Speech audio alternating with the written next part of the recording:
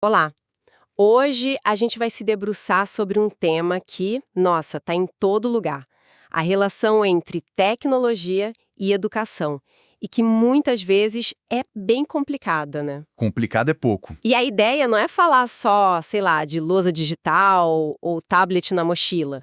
O papo é mais embaixo. É como a tecnologia está mudando o jeito que a gente pensa, que a gente aprende e que a gente ensina. Exato. E para guiar essa nossa conversa, a gente tem em mãos um material que é quase uma cápsula do tempo. É o livro Novas Tecnologias e Mediação Pedagógica. De um trio de autores brasileiros, né? O Moran, o Mazeto e a Berrans. Isso. E o mais curioso é que ele foi escrito, assim, lá em 2000. E lendo hoje, parece que eles estavam prevendo o futuro. Então, o que a gente vai fazer é basicamente abrir esse livro e ver se as ideias deles, de mais de 2 décadas atrás, ainda param de pé hoje. Com certeza param. E o ponto de partida deles já é uma imagem muito forte. Eles dizem que a tecnologia chega na educação como uma avalanche. Uma avalanche. Vem com aquela promessa de resolver tudo, sabe? De modernizar o ensino da noite para o dia. Mas o primeiro alerta do livro é justamente esse. Calma, a tecnologia sozinha não faz milagre.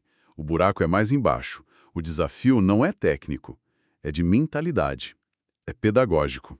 Ah, sim. A tecnologia só serve para alguma coisa se ela nos forçar a repensar o que é dar aula, o que é ser professor. A palavra-chave que eles usam o tempo todo e que vai guiar nosso papo é mediação pedagógica. Gosto dessa imagem da avalanche.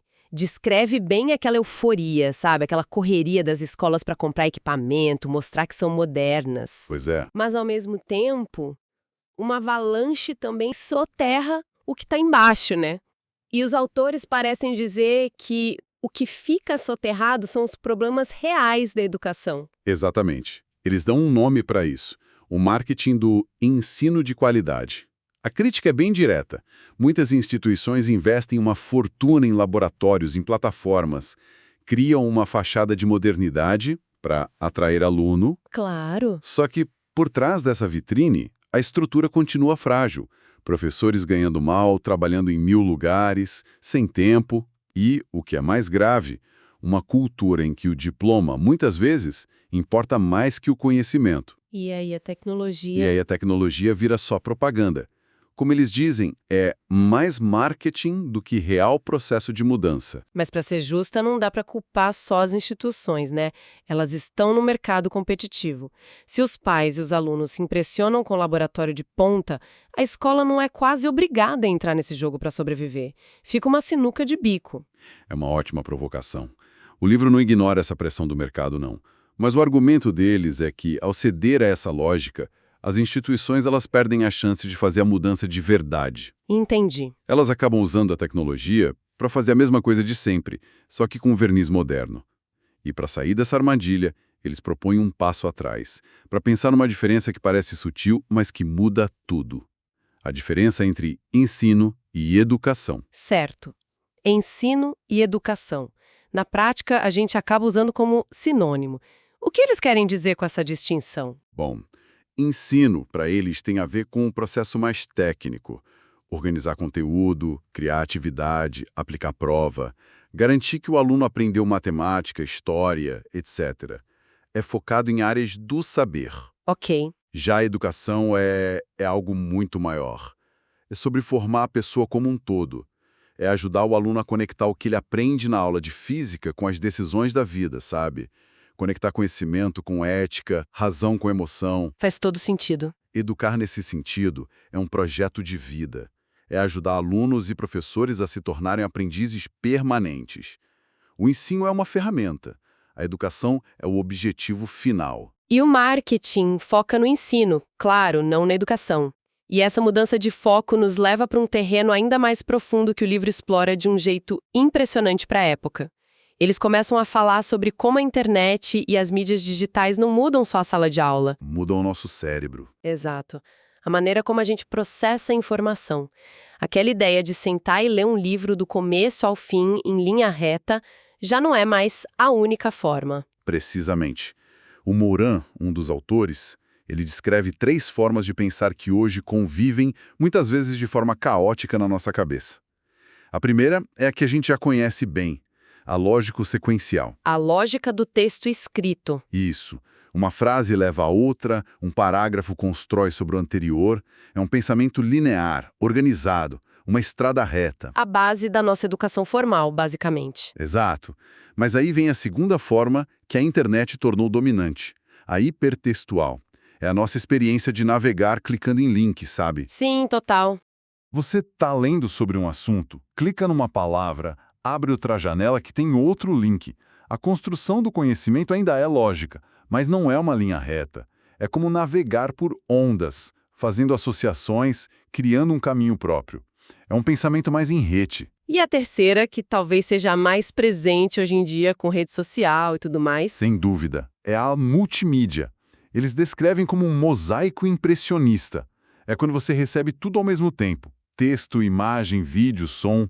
Pensa num feed de Instagram ou TikTok. Uhum. A sua compreensão não vem de uma sequência, mas de um impacto sensorial e emocional.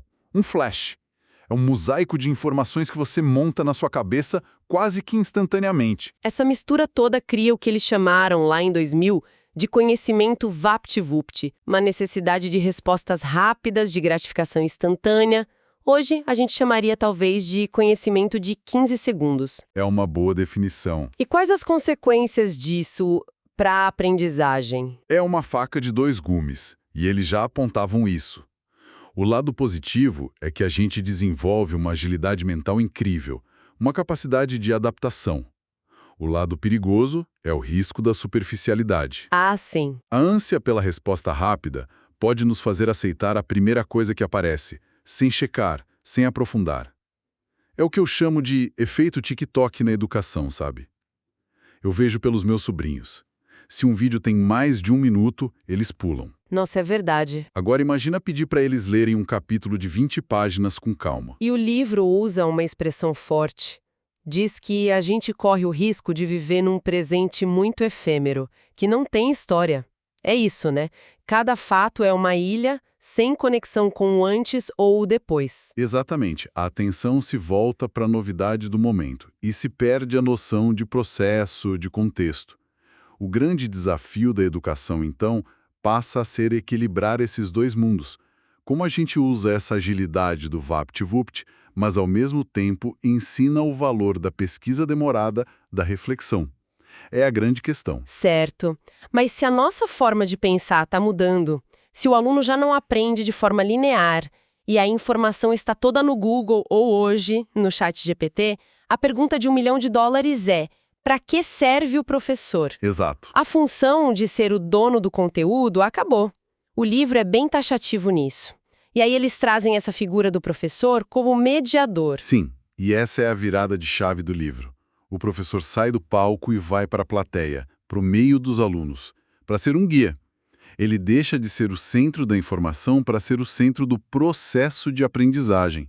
E o livro detalha o que isso significa na prática. Quais seriam essas funções? Primeiro, o mediador intelectual. No meio de um oceano de informações, o professor ajuda o aluno a pescar o que importa, a conectar os pontos, a contextualizar. Hoje, com IA, eu diria que esse papel evoluiu para ser um curador de perguntas. Curador de perguntas, gostei. Não é só achar a resposta. É ensinar o aluno a fazer a pergunta certa para a IA. Interessante. É um upgrade da ideia original. E as outras funções? Tem o mediador emocional. Aprender gera ansiedade, frustração. O papel do professor é criar um ambiente de confiança, de empatia. É motivar, incentivar. O suporte, né? E o suporte. Depois, o mediador gerencial e comunicacional. É ele quem organiza a bagunça.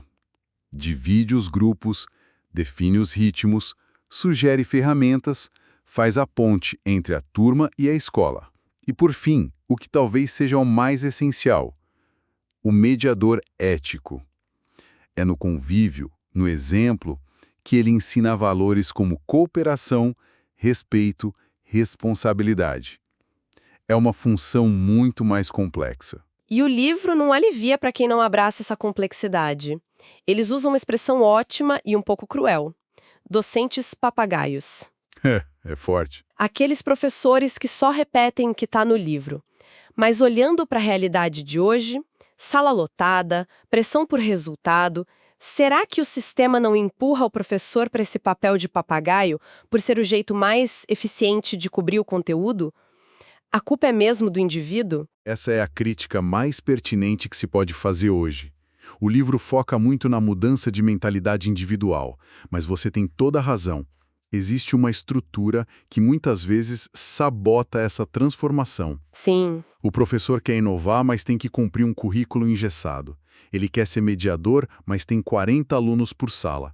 A visão do livro é inspiradora, mas a aplicação esbarra em barreiras institucionais gigantescas. Exatamente. E se a gente tem um novo aluno e a proposta de um novo professor, a sala de aula também não pode ser a mesma. Como o livro imagina essa nova arquitetura da aula, integrando a tecnologia de um jeito que não seja só passar slide? A palavra-chave aqui é integração com propósito. A tecnologia não é um enfeite, é uma ferramenta. Eles dão exemplos práticos. Pensa no uso do vídeo. Certo. Em vez de só passar um documentário, o vídeo pode ser um ponto de partida, uma sensibilização para despertar a curiosidade. Ou pode ser a matéria-prima para a produção dos alunos.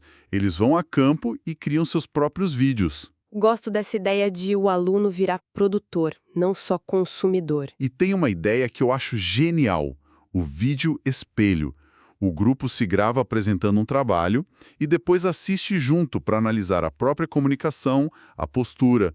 O vídeo vira uma ferramenta de autoconhecimento. Essa ideia do vídeo espelho é fantástica e um pouco assustadora, né? Imagina a vulnerabilidade para um grupo se autoanalisar assim.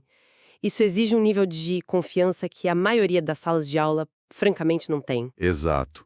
Mas eles argumentam que essa confiança é construída no processo. E isso se conecta com a outra grande sugestão deles, o uso da internet para transformar a sala numa comunidade de investigação. Uma comunidade de investigação. A ideia é que as aulas se tornem aulas-pesquisa. O professor lança um problema e a turma inteira, em grupos, usa a internet para buscar soluções, fontes diferentes e vai construindo conhecimento de forma colaborativa. Eles sugerem, por exemplo, criar uma página da turma, um blog, onde todos publicam suas descobertas. Isso inverte completamente a lógica. O conhecimento não vem pronto, ele é construído pela turma. Isso me leva a pensar no equilíbrio entre o online e o presencial. O livro escrito, bem antes da pandemia, já falava de um modelo híbrido, né? Sim, e com uma lógica muito clara. Eles defendem que o encontro presencial, o cara a cara, é insubstituível em 2 momentos. No começo de um projeto, para criar os laços, gerar a confiança que você mencionou, e no final, para a síntese, para a apresentação dos resultados, para o debate e a celebração do que foi construído. E o virtual entra no meio do caminho. Exatamente. O espaço virtual é o que dá continuidade ao trabalho. É lá que a pesquisa acontece, que os grupos trocam informações. Com essa dinâmica, a aula deixa de ser um evento de 50 minutos e se torna o que eles chamam de um tempo e espaço contínuos de aprendizagem. O aprendizado não tem mais hora nem lugar para acontecer. Isso. Então, no fim das contas, a grande sacada do livro não é sobre qual aplicativo usar. A mensagem central é sobre a intenção por trás do uso da tecnologia. Ela não é a solução, mas pode ser a faísca que acende uma transformação na pedagogia que, nossa, já era para ter acontecido há muito tempo. Perfeito. A tecnologia é um espelho. Ela amplifica quem nós somos. O livro tem uma frase ótima sobre isso. Se somos pessoas abertas, a tecnologia nos ajuda a criar e comunicar mais. Se somos controladores, ela se torna uma ferramenta de controle. A mudança está na mentalidade. Totalmente. E a frase final do livro resume tudo de forma brilhante. O poder de interação não está fundamentalmente nas tecnologias, mas nas nossas mentes. É uma conclusão poderosa e nos deixa com uma reflexão final que fica martelando na cabeça. Este livro, com propostas tão potentes para uma educação mais humana, foi escrito em 2000. Já se passaram mais de 20 anos. E ainda hoje, a gente discute essas ideias como se fossem o futuro, algo vanguardista. Isso leva a uma pergunta um pouco incômoda. Se o mapa para essa transformação já existe há tanto tempo, quais são as verdadeiras barreiras? As tecnológicas, as das instituições, ou simplesmente as nossas, as barreiras humanas, que continuam nos impedindo de colocar esse plano em prática de verdade? Se esse resumo te ajudou a entender melhor o livro, deixa o like, isso fortalece muito o canal. Se inscreve também para continuar acompanhando resumos que transformam livros em ideias claras. E lembra, na descrição do vídeo tem os links para acessar ou comprar o livro caso você queira se aprofundar. A gente se vê no próximo vídeo.